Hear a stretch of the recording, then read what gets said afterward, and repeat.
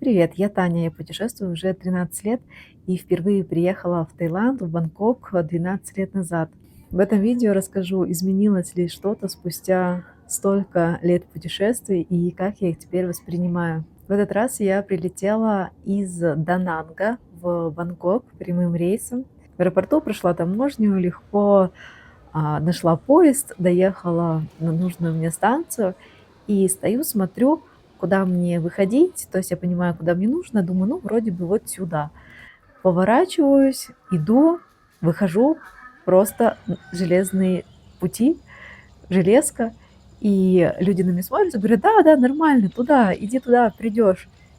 И я понимаю, вот я путешествую столько лет, казалось бы, все должно быть понятно, ясно, там, куда тебе пойти, вот у тебя карта. Но нет, ты в новое место приезжаешь, ты всегда какой-то потерянный, ты всегда совершаешь странные поступки. И я, значит, с этим чемоданом ничего другого не придумала, как просто а, пройтись вот так, перенести этот чемодан через рельсы и еще и заснять. То есть я ставила камеру, несколько раз туда-сюда ходила и боялась, чтобы в этот момент не пошел поезд, чтобы моя камера не осталась вон там, а я вот тут. Вот такое приключение. Казалось бы, да, ну как? И вот спустя столько, но нет, урок номер один: ты не становишься умнее, мудрее, нет. Да, у тебя появляется больше опыта, и скорее это отражается на неволнении. То есть ты летишь в новую страну, ты знаешь, что легко найдешь транспорт, легко со всем разберешься, но чтобы вот точно знать, куда пойти, и чтобы не случилось никаких приключений, такого до сих пор не бывает. Все равно каждый раз я что-то творю. И вот я, значит, с этим чемоданом по рельсам, и ощущение, что сейчас это не то, что вау, новая страна, там Бангкок, я в Бангкоке, не вот это, да, а скорее, ух ты, дождик, смена климата, там мне было жарко, здесь вот так прохладно, хорошо, о, знакомые алтари. Потом я думаю, ой, здесь же много слонов, в Таиланде всегда слоны, во Вьетнаме такого нет. То есть начинаются какие-то сравнения, думаешь, о, и особенно сравнение с местом, из которого прилетел. То есть не так, что в общем, а просто вот, ну, на фоне у тебя играет такое, ага, вот во Вьетнаме вот так, а сейчас я в Таиланде. То есть нужно время какое-то, чтобы понять и осознать, что ты в новой стране. Хотя вот представляете, столько лет, 70 стран, но все равно каждый раз, перемещаясь между границами, я чувствую вот этот восторг и такой, «О!» Вот. Дальше, конечно, восторг, когда встречаешь там первых животных, хочется тоже их заснять, с ними пообщаться, и первых людей, сразу прицениваешься, так, в чем они одеты, тоже какая там погода, климат, расслабленный, не расслабленный. Я, как человек, приехавший из Латинской Америки, вижу, ага, люди с телефонами идут по улице, болтают. Ну, безопасная страна, это смешно, ну, потому что в Колумбии из рук выхватывают, и так вот, чтобы люди прям шли с айфонами и где-то болтали по улицам, ну, такого нет. То есть все, я вот отмечаю эти вещи. То есть да, раньше, когда я только начинала путешествовать, я вообще не думала безопасность, там, страх. То есть мне все казалось нормальным, доступным, что весь мир открыт, что я все смогу. То есть я себя так настраивала и, ну, не накручивала. Конечно, там были страхи, это целая история, как я их преодолела. Возможно, расскажу, тоже напишите в комментарии, если вам интересно, про то, как я прям целую ам, группу страхов насчет потери имущества, насчет потери всей фототехники, потому что я фотограф, у меня всегда были там большие объективы, камеры, все, то есть еще в те времена там зеркалки, и мне, конечно, было страшно их потерять, и как я это проработала. Вот. Но сейчас безопасность приобрела другое значение. Просто чтобы чувствовать себя безопасно, то есть после Латинской Америки, то есть не после опыта, то есть, казалось бы, наоборот, я должна была увидеть мир и понять, что вот он классный и безопасный, но нет, когда я только начала, и когда я выехала из России, из Сибири, где у нас абсолютно спокойно, мы вообще, у нас нет даже такой информации, что где-то нельзя ходить с телефоном, я попадаю вот в Латинскую Америку и понимаю, что существует другой мир. А теперь у меня обратная реакция, то есть я приезжаю в Азию и понимаю, вау, здесь классно, свободно, комфортно. Вот, то есть тоже, видите, это не так, что ты всегда движешься вперед, а у тебя вот такие циклы. То есть я начинала с Азии, у меня было, наверное, ну, вот чувство безопасности базовое, а теперь оно у меня приобретенное. Теперь я просто радуюсь, что вау, наконец-то.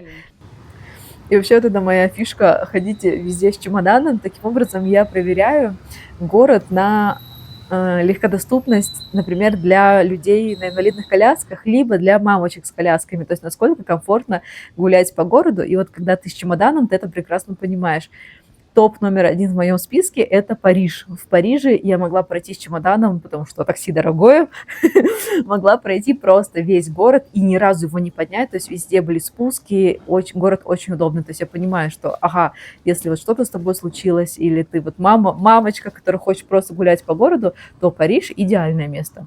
Других таких я не припомню, но и вот, как вы видите, Бангкок точно не такой, потому что первый же пешеходный переход, он вот такой над улицами, над городом. И куда я шла пешком? Я шла пешком в торговый центр, потому что я, не знаю, помнила или знала, что вот красивые они такие большие именно в Бангкоке. И во Вьетнаме, во многих странах нет Юникло. Например, в Латинской Америке, у нас в Колумбии точно, и вот во Вьетнаме его нет. А в Юникло самые классные трусы. Господи, ну, не суть, короче. Есть там то, что нет в других магазинах. Я, значит, посмотрела, где Юникло, и вот просто попадаю в этот красивущий, прохожу через какое-то лобби отеля и попадаю в торговый центр, где такая жизнь кипит, цивилизация, и я вау, потому что последние страны, в которых я побывала, то есть я из Колумбии летела на Кубу, из Кубы в Москву, в Березовку, из Березовки в Узбекистан, потом 2 месяца в Гоа, в Арамболе, то есть вы понимаете, да, ну вот потом, правда, на недельку заехала в Сеул, но как-то там вот почему-то такого размаха я, ну, видимо, по другим улицам ходила, я не заметила. А вот в Бангкоке вот это мероприятие, ну, какие-то тиктокеры, что-то фотографы, просто прям красота.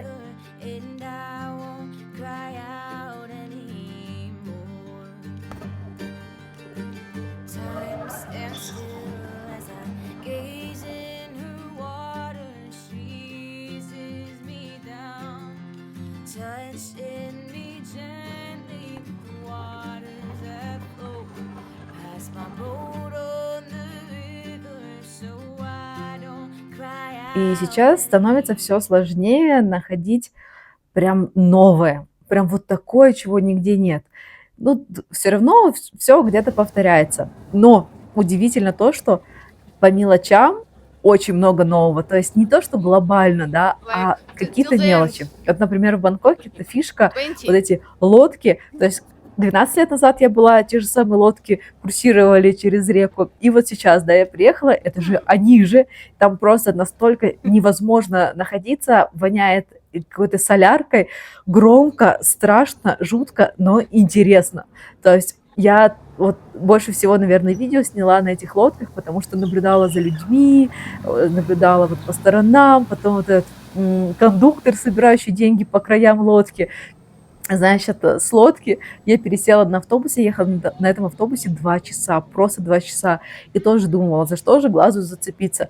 То есть что такого необычного, интересного я могу увидеть. И тут хоп, этот хвост и бант кондукторши. И вот она такая вот тоже, как наши, да, советские там женщины. Так вот она, как будто бы тех времен.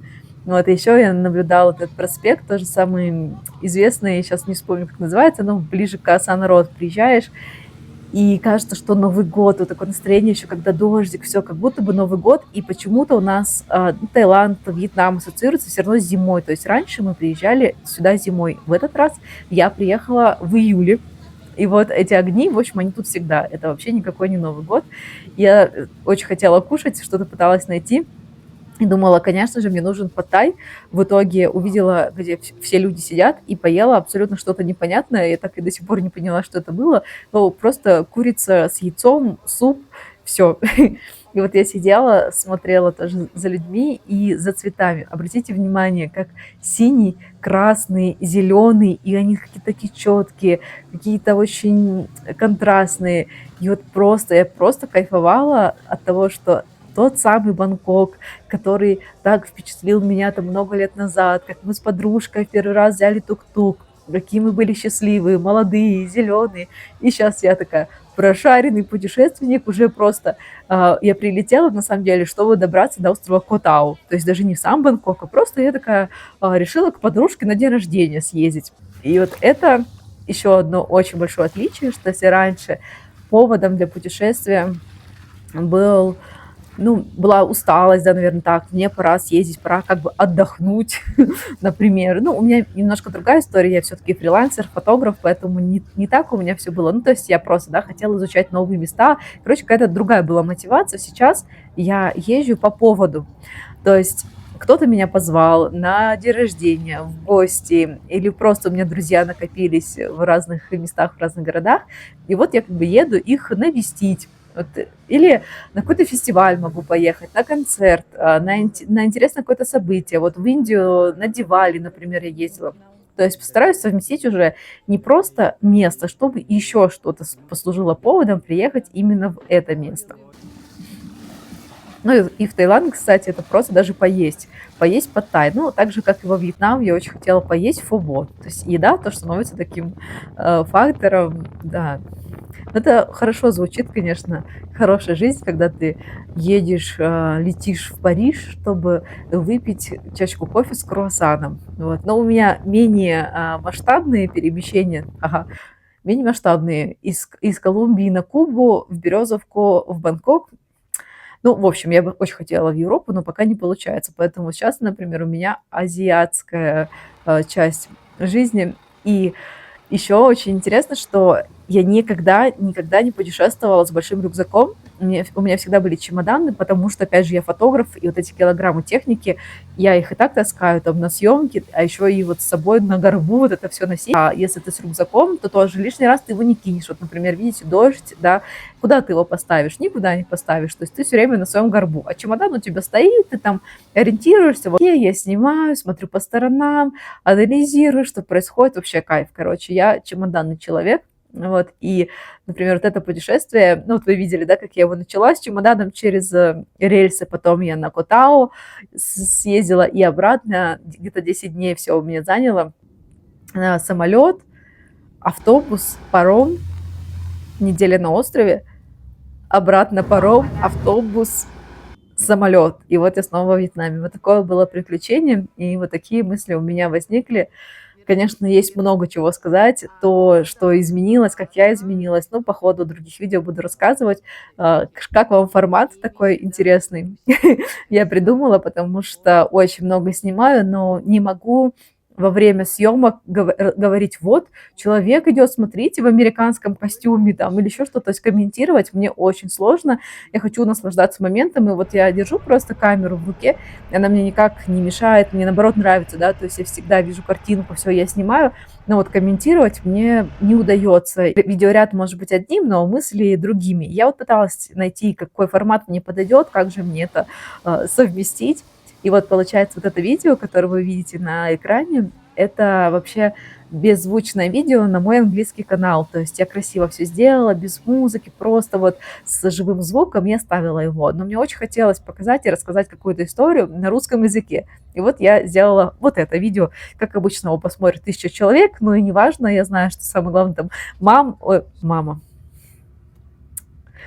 папа, брат, подружка, да, все посмотрят, и то хорошо, и то классно. То есть главное тоже самовыражаться и вот такие эмоции оставлять здесь в Ютубе в том числе.